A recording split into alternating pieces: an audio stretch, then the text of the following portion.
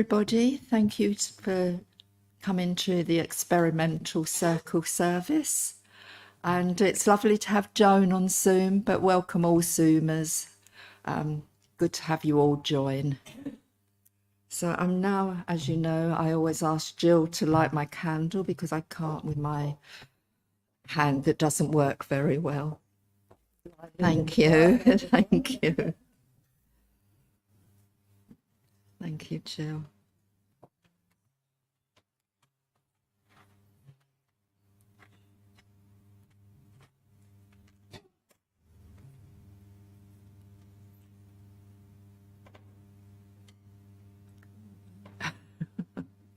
Thank you.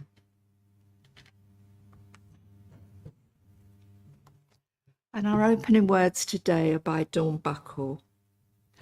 We open ourselves to worship today. May the peace of this house bring us calm. May the joy of this hour make our hearts glad. And may the challenge of this hour awaken our courage.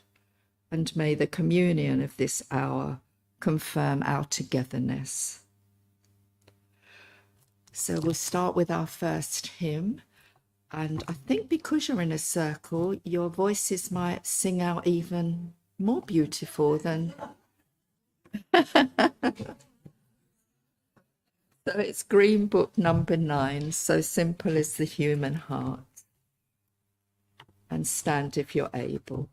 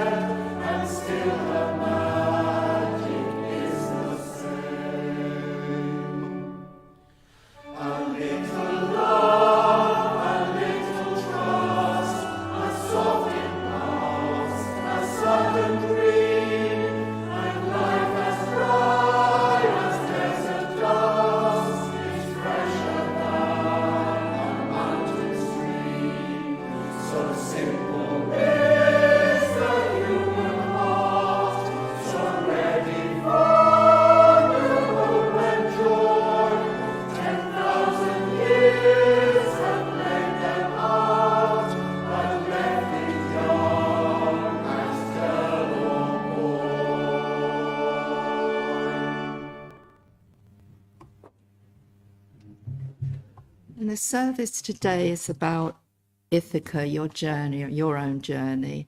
And Viv is going to read the poem, Ithaca. Thank you. Thank you, Viv. As you set out for Ithaca, hope your road is a long one, full of adventure, full of discovery. Lystragonians, Cyclops, angry Poseidon, don't be afraid of them. You'll never find things like that on your way, as long as you keep your thoughts raised high, as long as a rare excitement stirs your spirit and your body. Lystragonians, Cyclops, wild Poseidon, you won't encounter them, unless you bring them along inside your soul, unless your soul sets them up in front of you. Hope your road is a long one. May there be many summer mornings when, with what pleasure, what joy you enter harbours you're seeing for the first time. May you stop at Phoenician trading stations to buy fine things. Mother of pearl and coral, amber and ebony, sensual perfume of every kind. As many sensual perfumes as you can. And may you visit many Egyptian cities to learn and go on learning from their scholars. Keep Ithaca always in your mind. Arriving there is what you're destined for. But don't hurry the journey at all. Better if it lasts for years, so you're old by the time you reach the island, wealthy with all you've gained on the way, not expecting Ithaca to make you rich. Ithaca gave you the marvelous journey. Without her, you wouldn't have set out. She has nothing left to give you now. And if you find her poor, Ithaca won't have fooled you. Wise as you will have become, so full of experience, you'll have understood by then what these Ithacas mean. Thank you, Viv. And we'll come back to that poem and Ithaca a little bit later on. So now just take a second to ground yourself and we'll turn to prayer.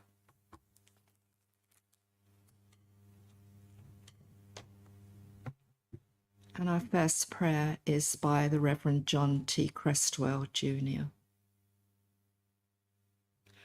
We give thanks for this day, thanks for life, love, health. We are grateful and fortunate for what we have. Let us try our best to do and be our best every day, but not be too hard on ourselves. We remember and send healing thoughts to those who are sick or in pain. Might we be reminded of our highest aspirations in our quest for this beloved community. Blessings on this community. May it be so. And this is an alternative Lord's Prayer by the Reverend Sue Woolley. Spirit of life and love, here and everywhere, may we be aware of your presence in our lives. May our world be blessed. May our daily needs be met and our shortcomings be forgiven, as we forgive those of others. Give us the strength to resist wrongdoing, the inspiration and guidance to do right, and the wisdom to know the difference. We are your hands in this world. Help us to grow. May we have compassion for all living beings and receive whatever life brings with courage and trust. Amen. And we're going to have about a few minutes silence, followed by some reflective music.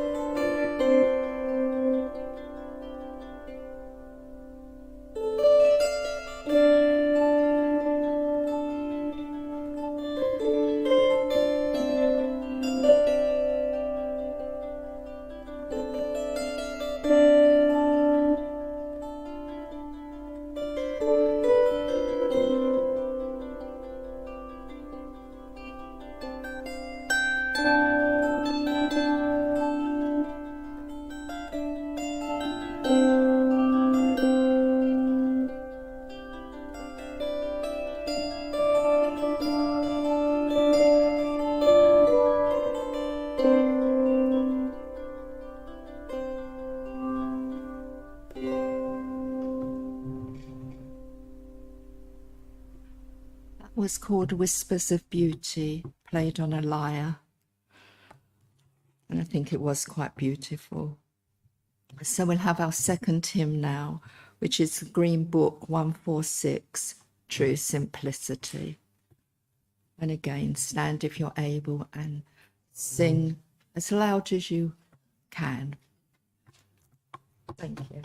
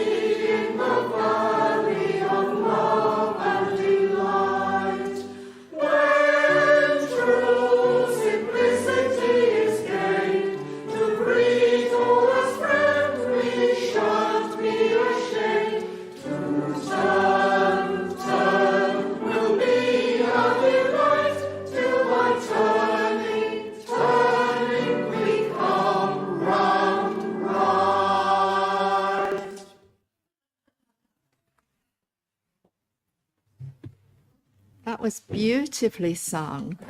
So I'm really looking forward to our last hymn, and you sing even more beautiful. So Stephen has kindly stepped in because Edgar's had problems with the trains, and Stephen's going to read The Road Not Taken by Robert Frost. Thank you. Two roads diverged into a yellow wood, and sorry I could not travel both, and be one traveller long I stood, and looked down one as far as I could, to where it bent in the undergrowth. Then took the other just as fair, and having perhaps the better claim, because it was grassy and wanted wear. Though as for that, the passing there had worn them really about the same. And both that morning equally lay, in leaves no step had trodden back. Oh, I kept the first for another day, yet knowing how way leads on to way, I doubted if I should ever come back. I shall be telling this with a sigh. Somewhere ages and ages hence, two roads diverged in a wood, and I took the one less travelled by, and that has made all the difference. Thank you, Stephen. I think we've all sometimes taken the one less travelled by. So I kind of was thinking about this service. Bear with me. And I titled it Ithaca and Your Own Journey, because we've all got our own journeys which evolve and change as time goes on. And I know that some of you will be sharing your stories in a couple of weeks' time. But it also comes about from several things that happened or I've read recently. I always buy an American magazine called Quilting Arts. It comes out about 3 times a year. I don't buy it because I'm an artist or a quilter, but in a parallel life I might well be. But I just love reading their stories and seeing the pictures of the amazing diverse quilts. I'm in awe, really. Anyway, in the last one, I was reading about a group of quilters that had been given the task to make quilts titled Imagining Ithaca, and taking the poem that Viv read earlier as inspiration. The poem itself symbolizes the destination of a long journey, or to me it does. So they were given the task of making a quilt. What is your Ithaca? Some chose nature from where they lived. Some chose travel to unknown places, one using Asian art, another just embracing simplicity with sashiko stitching, another their journey towards a homeland, which they were still trying to find, and then yet another discovery of a vessel while diving deep in the ocean, and even another looking at the underside of mushrooms. Isn't that fantastic? A new day, adapting to a calm world. So they were just discovering their ways of stitching and their ways of expressing. Such diversity in thought and stitch. And the other two instances that also made me think about journeys. I'd been watching the documentary on the poet Lemon Sissay, and he's my favourite poet. And his journey is very sad and poignant, but it made him what he is today. I'd also been visiting at Derryford. While at the hospital, I popped in to say hello to the chaplains. Quite a few of us used to volunteer there as voluntary chaplain visitors. Anyway, Jan, one of the chaplains, gave me the book her and her colleague Sasha had written, and it's about their stories and how they came to be in the hospital, their journey to being ordained and how they came to be chaplains in the hospital, but how the chaplaincy has evolved over the years. I do now have my own copy, so if anyone wants to read it, just ask me. So our last hymn, and you know you're going to sing even better this time, is Green Book number 3, Joy of Living. Oh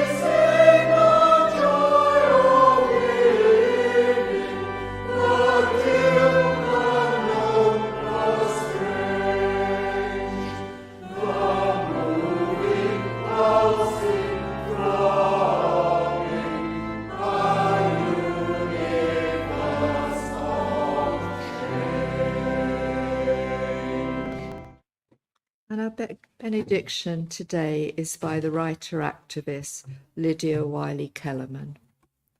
Dear friends, ask the hard questions.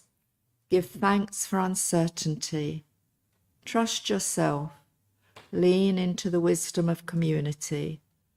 Don't take yourself too seriously. Know that the arc is long. Lean on the ancestors. Ask the creatures for advice. Follow the wind. Know that there is no right way. Trust others on their path. Find yours. Embrace the mess.